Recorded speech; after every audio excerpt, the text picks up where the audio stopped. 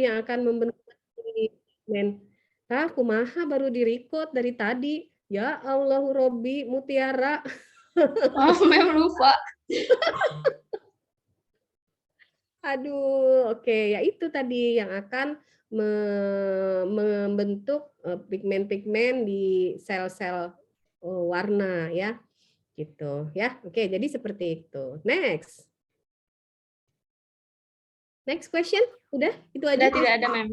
Okay. Okay, now we move into the next for group 4, right? To present the answer of the case, please. Sorry, Mem, group 3. Oh, group 3. Aduh, udah ketahuan banget saya tuanya ya. Okay, group 3, please. Okay, please, group 3. Sinta, are you okay, Sinta? Okay, Ma'am.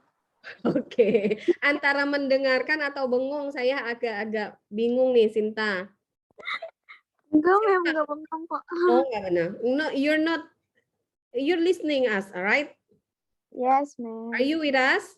Yeah. Okay, what am I have just talk about just now?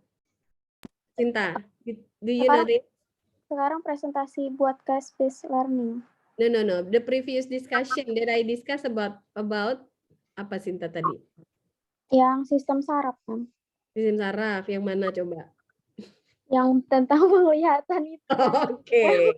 So I just would like to make sure, yes, I just would like to make sure that you're with me. Sometime kalau Zoom seperti ini, ya, saya nggak tahu dengan dosen yang lain, but I speak and then I don't know you, I can't see you, I don't know your response, and then you fall asleep there, and then you make a liquid here. Oh no. Yeah, so even though it is online, so we have to make interaction, right? Okay. Okay, please, group 3, right? Go.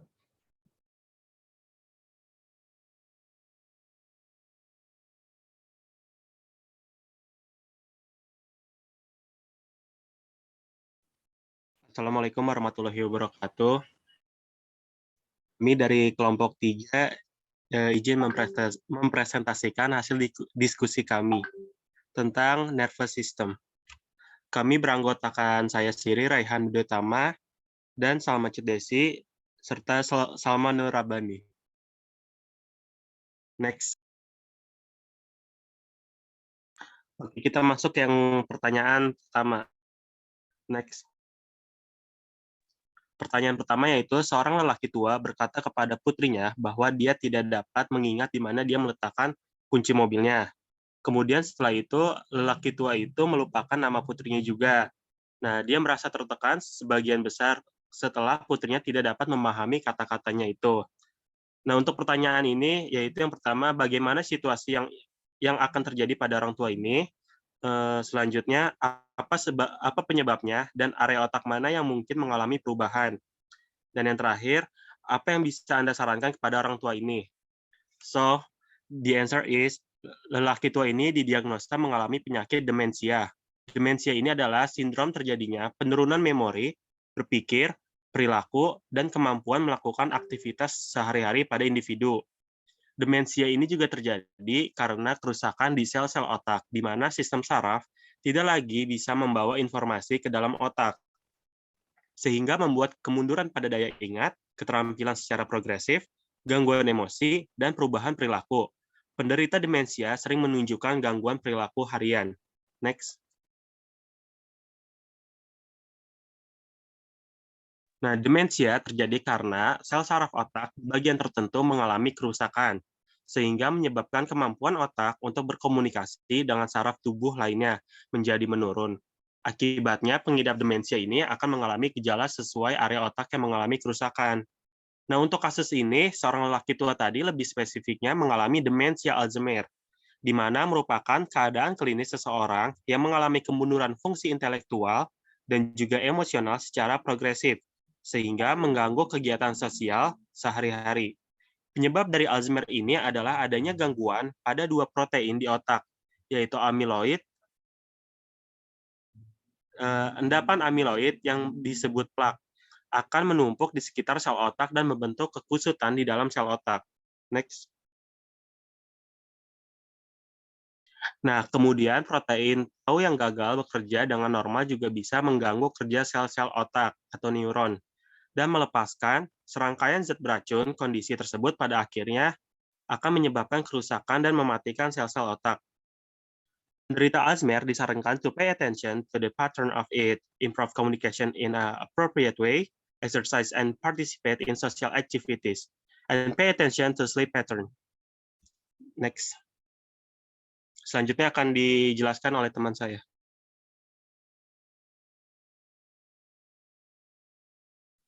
Selanjutnya untuk pertanyaan yang kedua, seorang remaja muda menderita cedera tulang belakang. Nah, dia merasa stres karena nggak bisa ngontrol buang air kecilnya. Kemudian jelaskan kondisi yang terjadi. Jadi untuk jawabannya, cedera saraf tulang belakang itu merupakan cedera pada tulang belakang, baik langsung kecelakaan ataupun jatuh maupun tidak langsung, infeksi bakteri atau virus yang dapat menyebabkan kecacatan menetap atau kematian. Nah, cedera tulang belakang ini dapat mengakibatkan terjadinya paralisis, paraplegia, depresi refleks neurologis, edema, dan juga hipoksia jaringan. Seperti yang kita ketahui bahwa sel saraf pusat yang ada di sumsum tulang belakang itu, jika mati tidak bisa beregenerasi atau tidak bisa digantikan dengan sel yang baru. Makanya yang muncul adalah kondisi kerusakan yang kompleks dan makin memburuk. Sehingga jika sel saraf di sumsum tulang belakang itu mati, akan menyebabkan fungsi-fungsi saraf sensorik itu akan hilang. Demikian juga fungsi saraf motorik atau gerak yang juga bisa hilang sehingga lengan dan tangan atau tungkai dan kaki menjadi lemah, bahkan lumpuh. Jika 4 alat gerak lumpuh itu disebut tetraplegia, dan jika hanya kedua kaki yang lumpuh disebut sebagai paraplegia. Kemudian jika saraf otonom yang rusak, konsekuensinya bisa terjadi gangguan buang air kecil atau buang air besar. Kemudian suhu tubuh, tekanan darah, dan sistem sirkulasi darah, bahkan pada laki-laki bisa menyebabkan alat vitalnya itu tidak bisa ereksi. Beberapa akson di sel saraf mungkin tetap utuh dan masih mampu membawa sinyal ke atas atau ke bawah sumsum tulang belakang. Tetapi karena jumlahnya mungkin terlalu sedikit, sehingga tidak mampu untuk menjalankan fungsi saraf dengan normal. Selanjutnya akan dijelaskan oleh rekan saya. Baik, selanjutnya ada pertanyaan, sebuah kecelakaan membuat kaki kanan seseorang diamputasi. Pagi ini dia merasa gatal di kakinya yang diamputasi. Apakah itu mungkin terjadi? Tolong jelaskan. Jadi, amputasi itu merupakan hilang atau putusnya bagian tubuh seperti jari, lengan, atau tungkai. Amputasi bisa terjadi akibat kecelakaan atau prosedur pemotongan bagian tubuh tertentu untuk mengatasi suatu kondisi atau penyakit. Kemungkinan yang dialami orang tersebut adalah Phantom Limb Syndrome, di mana Phantom Limb Syndrome atau PLS adalah kondisi ketika terjadi rasa nyeri, gatal, kesemutan, atau mati rasa yang berkelanjutan pada bagian tubuh yang telah diamputasi. PLS diperkirakan terjadi pada 60-80% orang yang pernah menjalani amputasi.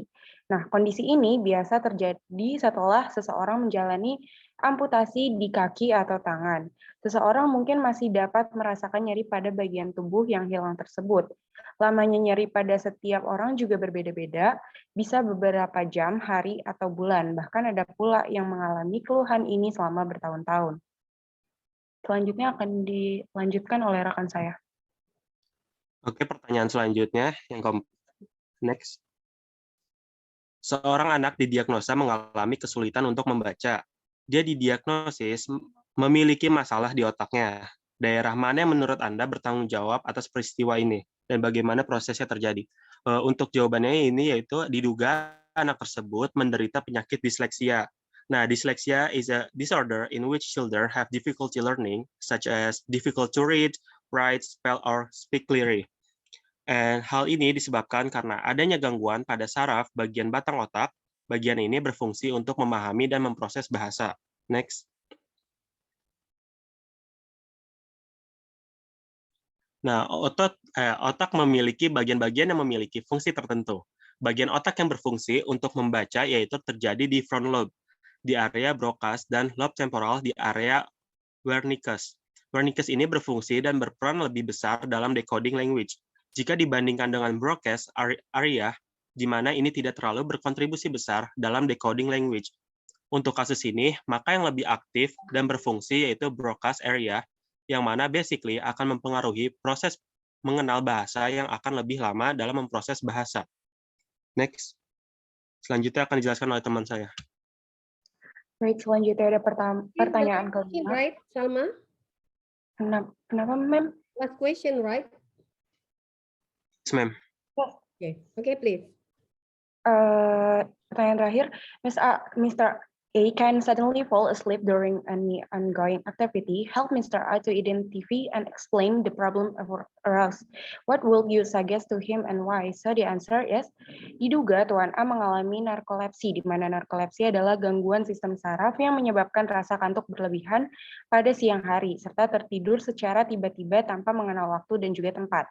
Tidak hanya dapat mengganggu aktivitas sehari-hari, kondisi ini juga bisa membahayakan penderitanya. Narkolepsi sendiri memiliki dua tipe, yakni narkolepsi yang disertai dengan katapleksi disebut dengan narkolepsi tipe 1, sedangkan yang tidak disertai dengan katapleksi disebut dengan narkolepsi tipe 2. Penyebab narkolepsi belum diketahui secara pasti, namun sebagian besar penderita narkolepsi memiliki kadar hipokretin yang rendah. Hipokretin sendiri adalah zat kimia dalam otak yang mengendalikan waktu tidur. Penyebab rendahnya hipokretin diduga akibat penyakit autoimun. Nah, mengingat narkolepsi bisa membahayakan penderitanya, maka diperlukan pengobatan. Namun saat ini belum ada pengobatan yang dapat menyembuhkan narkolepsi sepenuhnya. Tujuan pengobatan hanya untuk mengendalikan gejala sehingga aktivitas penderita tidak terganggu. Jadi, Tuan A disarankan untuk olahraga secara rutin minimal 30 menit setiap hari dan jangan melakukannya terlalu dekat dengan waktu tidur. Disarankan untuk berolahraga paling lambat 2 jam sebelum tidur. Hindari konsumsi makanan dengan porsi berat sebelum tidur. Usahakan bangun pagi dan tidur malam pada jam yang sama setiap hari. Biasakan tidur siang selama 10-15 menit setelah makan siang. Jangan konsumsi kafein dan alkohol serta hindari merokok sebelum tidur. Lakukan hal-hal yang dapat merelaksasi pikiran sebelum tidur, seperti membaca atau mandi air hangat. Buat suasana dan suhu kamarnya senyaman mungkin. Dan ini adalah daftar pustaka yang kami gunakan. Terima kasih, selebihnya mohon maaf. Jika ada pertanyaan bisa langsung ditanyakan.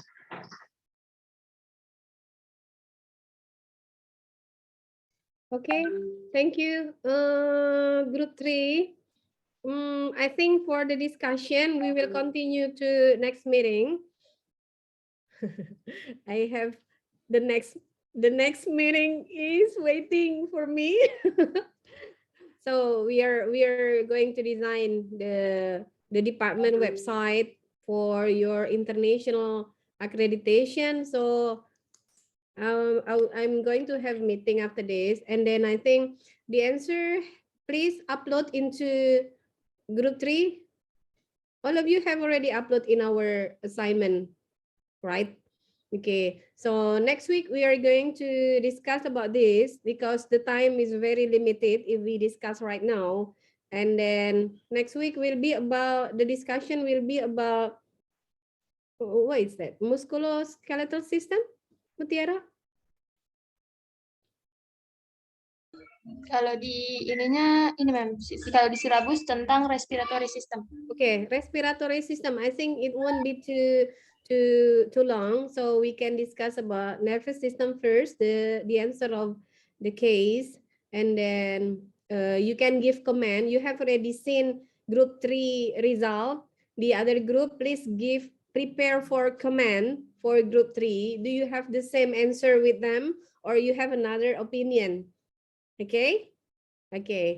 So I will end the session for today. See you again next week. Good evening. Assalamualaikum warahmatullahi wabarakatuh. Wait. Mutiara, please have a documentation and have a documentation first, and then upload in the Google Classroom along with the summary of attendance list. Okay. Okay, Ma'am. Safina, please.